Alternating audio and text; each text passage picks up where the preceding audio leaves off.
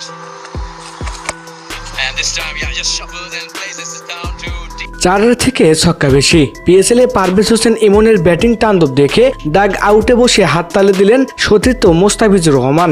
মাঠের চারদিকে বলের ওপর শাসন, বোলারদের অসহায় আত্মসমর্পণ আর গ্যালারিতে দর্শকদের উন্মাদনা, সবকিছুর কেন্দ্রে একজনই, তিনি বাংলাদেশি ওপেনার পারভেজ হোসেন ইমন। পাকিস্তান সুপার লিগে নিজের সামর্থ্যের প্রমাণ দিয়ে রীতিমতো ঝড় তুললেন এই তরুণ তুর্কি। ইমনের ব্যাটিং তাণ্ডব দেখে দাগ আউটে বসে হাততালি দিয়ে অভিবাদন জানাতে ভুললেন না সতীর্থ মোস্তাফিজুর রহমান।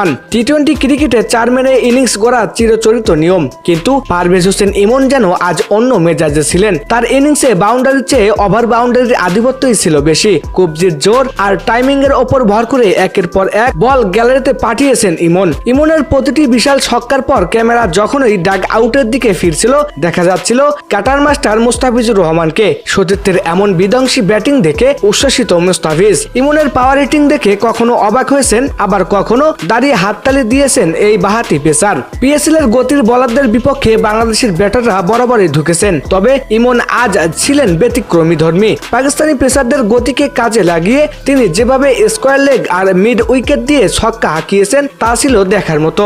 পারভেজ হোসেন ইমনের এই বিধ্বংসী রূপ শুধু পিএসএল নয়, বাংলাদেশ জাতীয় দলের জন্যও এক দারুণ বার্তা। বিদেশের মাটিতে ফ্র্যাঞ্চাইজি লিগে ইমনের এই ছক্কার বৃষ্টি বাংলাদেশি সমর্থকদের মনে বড় আশার সঞ্চার করেছে। এখন দেখার বিষয় এই ফর্ম ধরে রেখে ইমন নিজেকে বিশ্বমঞ্চে কতটা উঁচুতে নিয়ে যেতে পারেন। তো দর্শক, পিএসএল এ বাংলাদেশি খেলোয়াড়দের দুর্দান্ত পারফরমেন্সের পরবর্তী আপডেটগুলো সবার আগে পেতে আমাদের চ্যানেলটি সাবস্ক্রাইব করে সাথেই থাকুন। ধন্যবাদ।